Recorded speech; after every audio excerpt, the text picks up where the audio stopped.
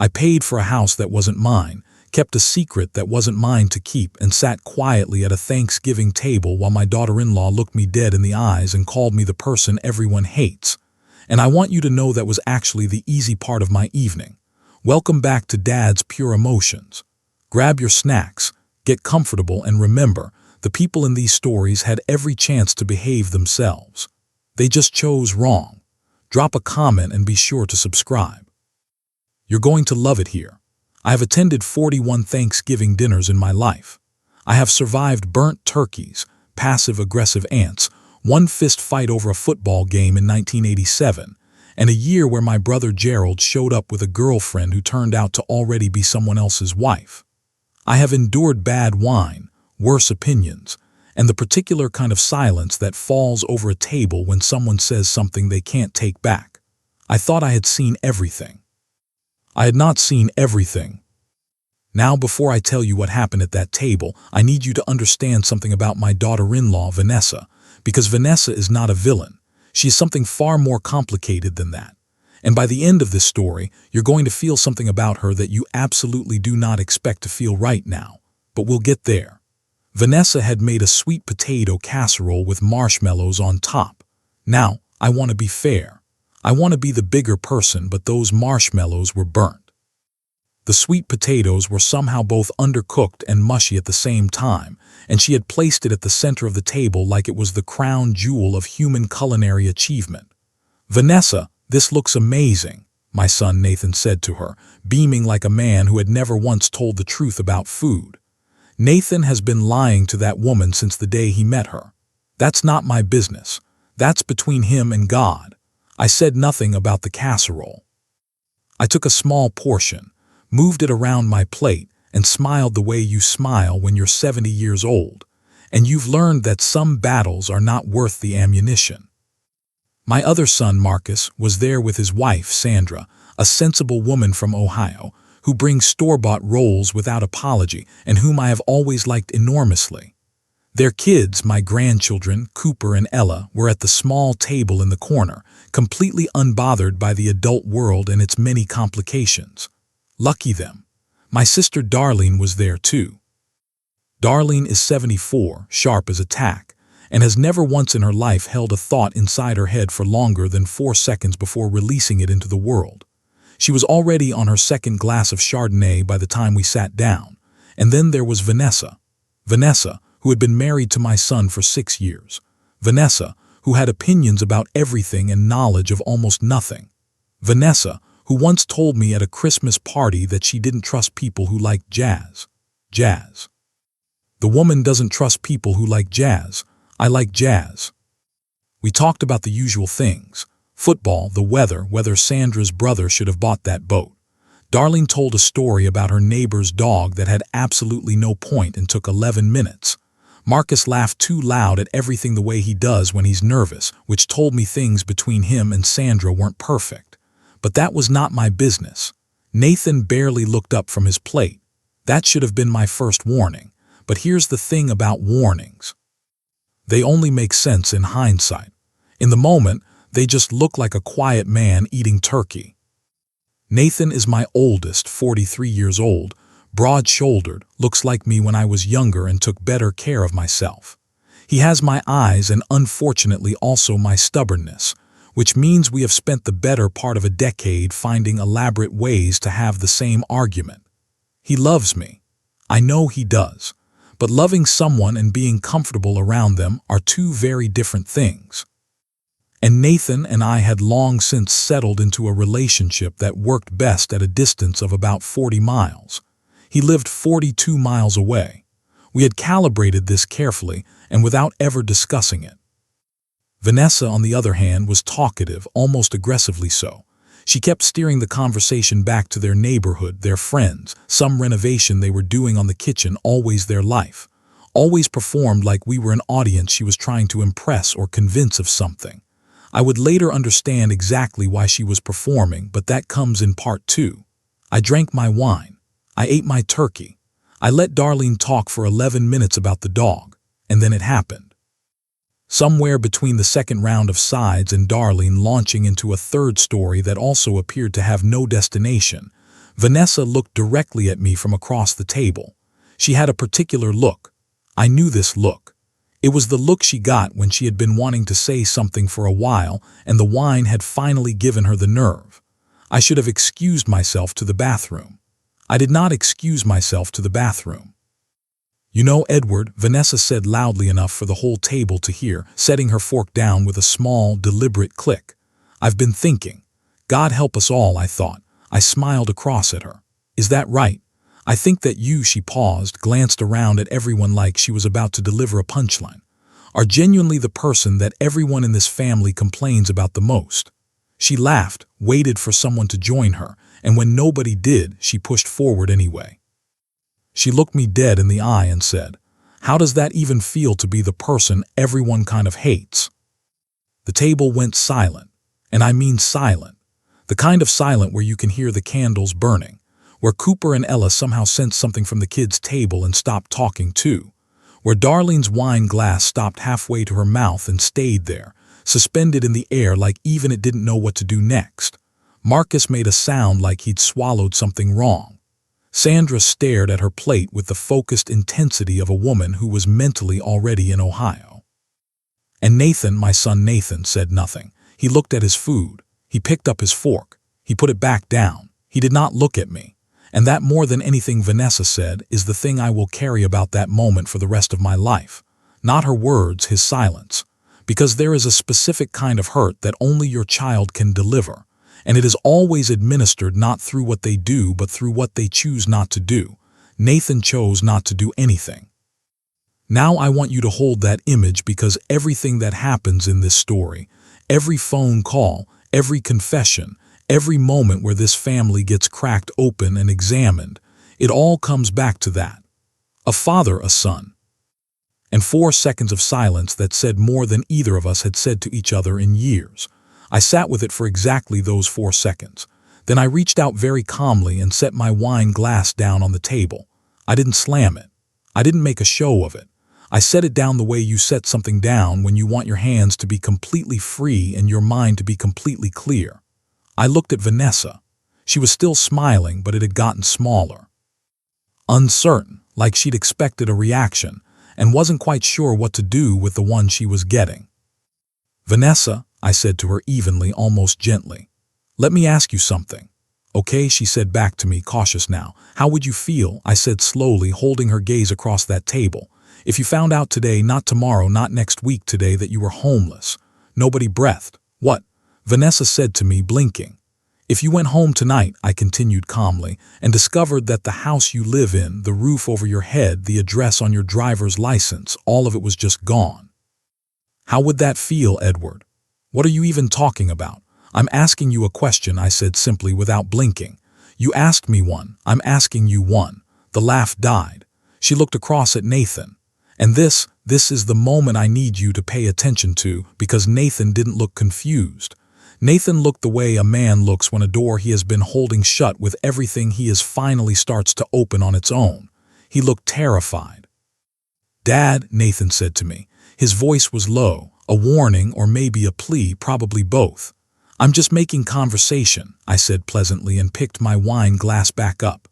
Darlene put her Chardonnay down for the first time all evening.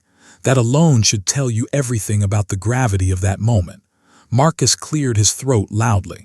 "So, anyone want more rolls?" Sandra made rolls. "They're from Walmart," Sandra said automatically, and then seemed to realize that was perhaps not the priority right now. Vanessa was still looking at me. The smile was completely gone. In its place was something I genuinely had not expected to see on her face. Fear, not the embarrassed kind, not the "I've been caught being rude" kind, the real kind. And that told me something important, something I filed away carefully and quietly. The way I file away most useful information. She already knew something was wrong. She didn't know what. She didn't know how much. But somewhere underneath all that performance and that casserole with the burnt marshmallows, Vanessa already knew that the foundation of her life was not as solid as she had been led to believe. I had just confirmed it. Nathan picked up his fork again. His hand wasn't quite steady. I finished my wine. Outside, the November wind pressed against the windows and the candles on the table flickered once altogether, like they were trying to tell us something. Now I should tell you what I knew. I should tell you what I had been carrying alone for 8 months. What started on a cold March afternoon when Nathan sat across from me in my kitchen, red-eyed and ashamed, and told me everything. But here's the thing about secrets.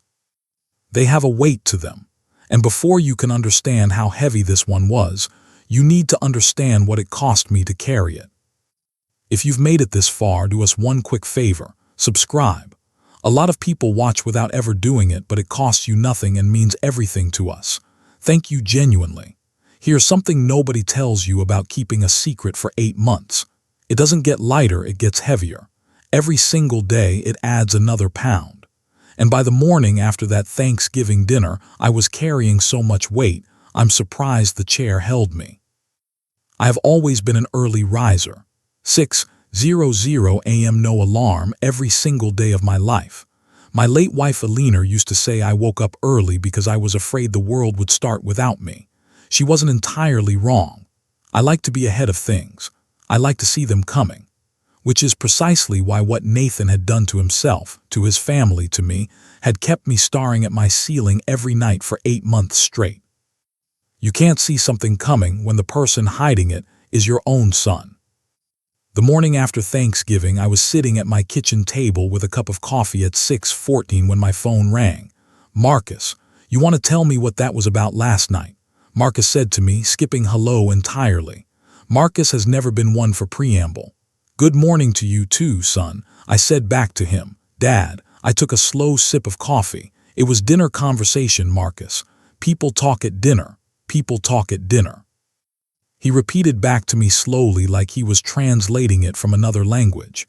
"Dad, you basically told your daughter-in-law she was about to be living on the street at Thanksgiving in front of the kids." "Cooper and Ella were at the other table," I said to him. "That is not the point. I asked her a hypothetical question," I said calmly. "She asked me one first. I was simply returning the volley." There was a long pause on Marcus's end. I could hear Sandra's voice in the background, low and indistinct. And then Marcus said something to her with his hand over the phone. When he came back, his voice was quieter, more deliberate. "Dad," Marcus said to me carefully, "is something going on with Nathan?" I set my coffee cup down. This was the moment. 8 months I had been carrying this. 8 months of watching my oldest son pretend everything was fine. Watching Vanessa redecorate a house she didn't know was borrowed. Watching a clock that only I could see tick down towards something ugly and unavoidable. "You should ask Nathan that," I said to Marcus. "I'm asking you," he said back to me. "Marcus." I kept my voice steady and even. "There are things that aren't mine to tell. What I will tell you is this. Pay attention over the next few days. That's all I'm going to say." He didn't like that. Marcus never likes not having the full picture, but he knows me well enough to understand when I've said everything I'm going to say. We hung up at 6:31. By 6:53, Nathan was calling, and here is where it gets interesting. I let it ring twice before I picked up. Not to be dramatic, I just needed a moment to decide what kind of father I was going to be in that conversation. The soft one or the honest one. I picked up. "Dad." Nathan's voice came through rough and ragged. He hadn't slept. Good. Neither had I, and misery appreciates company. "Nathan," I said back to him, "what were you doing last night?" He asked me directly. I was having Thanksgiving dinner with my family. I said the turkey was excellent. The sweet potato casserole was not, but we don't need to get into that. "This isn't funny," Nathan said to me sharply. "No," I agreed quietly. "It really isn't." A long silence stretched between us. I heard him exhale, that long, slow breath he's done since he was a teenager whenever he was trying to hold himself together. I used to hear that sound through his bedroom door after his mother died. It is not a sound a father forgets. "She's asking questions," Nathan finally said to me. "I imagine she is," I said back. "Dad, I need you to just..." "No." I said it quietly, but I said it once. The way I say things I mean completely. "Nathan, I have done everything you asked me to do for 8 months. I have kept my mouth shut. I have watched you patch holes in a sinking boat and tell your wife the water on the floor is from a spilled glass. I am done with that silence." The mortgage payment bounced in March, I said to him. I covered it. I covered April and May and every single month since then because you asked me to, and I love you, and I was a fool who thought you were about to fix it yourself. I paused and let that land. How much does she know? Nothing. Nathan, how much does Vanessa know? She knows we've been, he said to me quietly, searching for the word, tight. Financially tight. I almost laughed. Almost. Son, you are not tight. You are underwater. There is a difference between a belt and a tourniquet, a significant one. I have a plan, he started to say. You've had a plan since March, I said back to him. The silence that followed was the longest one yet. And I want you to notice something, because this moment right here, this quiet between a father and his son on a Friday morning after Thanksgiving, is the real center of this entire story. Not the dinner, not Vanessa's words, not my response. This. A man who had been drowning for 8 months, and a father who had been holding his head above water in secret, and the moment when the father finally gently let go. Nathan, I said, softer now, I'm not doing this to punish you. I want you to understand that clearly, but I cannot keep paying for a life you haven't been honest about, not with your wife, not with your brother, and not with yourself. I took a breath. It stops this month. I heard something on his end that I think he didn't mean for me to hear. It might have been crying. My son is 43 years old and stubborn as concrete. And I cannot tell you what it does to a father to hear that sound come through a phone on a gray Friday morning. Okay, Nathan said finally. Barely a word, more like air escaping from somewhere deep. Okay, I said back to him. We stayed on the line together for another minute without saying anything at all. Sometimes that's all there is. Sometimes two people just need to breathe in the same silence for a moment before the world starts moving again. He told her on a Sunday. Marcus called me that evening to tell me that Nathan had called him first, looking for a lifeline, anything. And Marcus, God bless him, had said no. Gently but firmly no. I don't know whether I had told him to do that or whether he simply knew. Either way, I was proud of him. Sandra apparently handed Marcus a glass of bourbon the moment he got off that call and said to him simply, "Family is a lot. I would like that on my headstone." Nathan sat Vanessa down that Sunday afternoon and told her everything. The missed payments, the failed investment, my name on every wire transfer that had been keeping their address theirs for the better part of a year. I know this because Vanessa called me herself at 9:00 p.m. She didn't yell. I had prepared myself for yelling. Instead, her voice was flat and very small, completely stripped of all the performance I had watched for 6 years. How long? Vanessa asked me quietly. 8 months, I said back to her. A pause. Why didn't you tell me? Because he's my son, I said to her honestly, and I thought he'd fix it. I was wrong about that, and I'm sorry. She didn't respond to that right away. I heard her breathing, thinking, processing the kind of information that rearranges everything you thought you knew about your own life.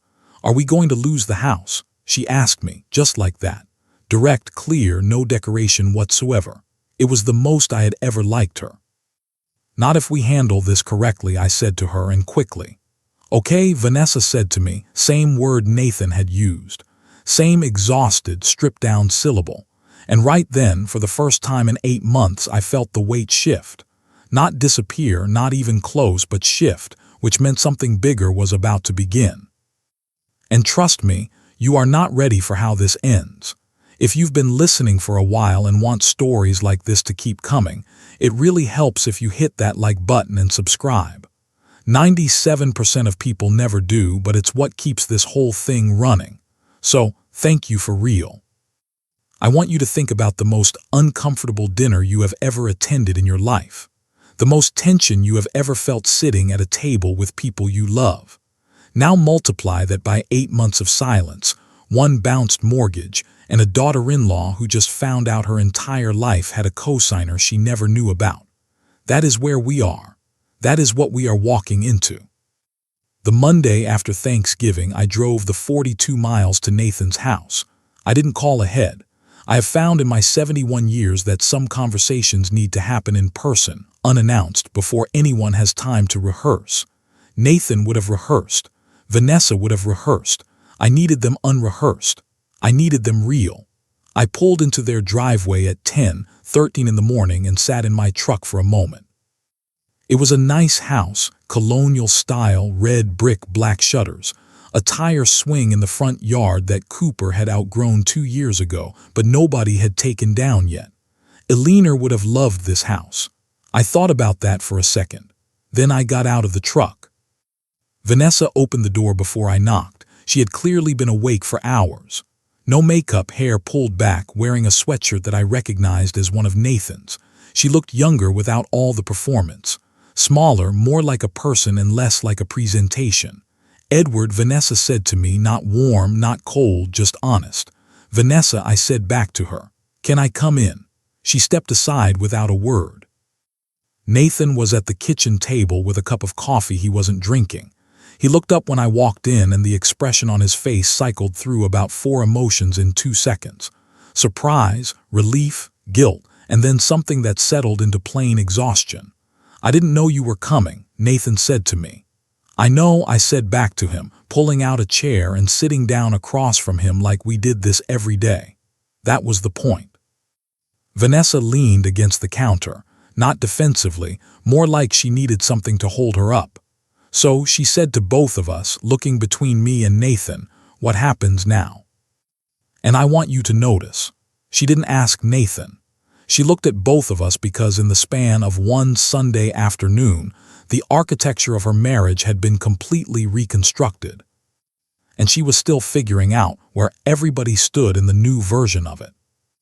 I reached into my jacket pocket and put a folded piece of paper on the table. Nathan looked at it. "What is that?" he asked me. "It's a number," I said to him.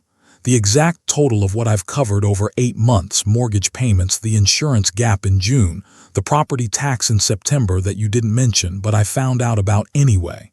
Nathan closed his eyes briefly. "I'm not collecting it," I said to him clearly. "I want that understood before either of you say anything. I am not here for repayment. That money is gone and I made my peace with it." I paused. "But I needed you both to see the number because you cannot fix what you refuse to look at."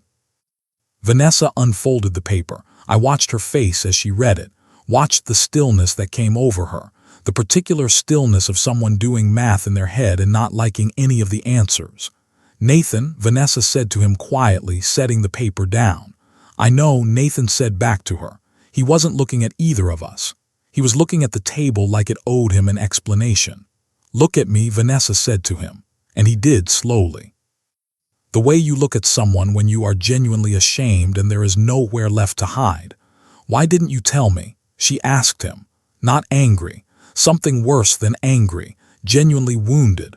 "Why did you let your father carry this instead of just telling me?" Nathan was quiet for a long moment, and then he said something to her that I did not expect, something that I think surprised even him. "Because you married someone successful," Nathan said to her, "and I couldn't figure out how to tell you that he no longer existed." The kitchen went completely quiet. Now I have heard a lot of things in my life. I have sat with people in their worst moments. I held Eleanor's hand through her last night. I have heard things that broke me and things that rebuilt me. But I want you to understand that sentence from my son in that quiet kitchen on a Monday morning, cracked, something open in that room that no argument ever could have. Vanessa looked at Nathan for a long time. Then she walked over, pulled out the chair beside him and sat down, not across from him, beside him. And that small, quiet movement told me more about who she actually was than 6 years of Thanksgiving dinners ever had. "You are still that person," Vanessa said to him firmly. "You are just also this one, and this one needed to ask for help." Nathan looked at her. Something in his face shifted the way a sky shifts right after a storm passes and you suddenly remember what light looks like. He reached over and took her hand. I looked away. Some moments don't belong to an audience. I drove home the same 42 miles I had driven that morning. The November sky had cleared and the light was thin and gold the way it only gets in late autumn, like the sun itself was running low and trying to make what was left count. I thought about Eleanor the whole drive. I thought about all the things she would have said about this, all the ways she would have handled it better, warmer, faster. She always knew when to push and when to simply sit beside someone. I thought about how I had tried in my clumsy way to do both. I thought about that Thanksgiving table, Vanessa's question, my glass hitting the table, Nathan's silence. And I thought about the fact that sometimes the most important thing a parent can do is not protect their child from the consequences of their choices, but stand close enough that when the consequences arrive, the child doesn't face them alone. I pulled into my driveway, went inside, put on some jazz. Alina always said I woke up early because I was afraid the world would start without me. But sitting there that evening in the quiet of my house with the music filling up the corners of every room, I wasn't afraid of anything. For the first time in 8 months, I had put the weight down. And Lord, did it feel good to finally just sit. If you like this story, join our community by hitting that like button and subscribing for more real, raw, and family-centered stories.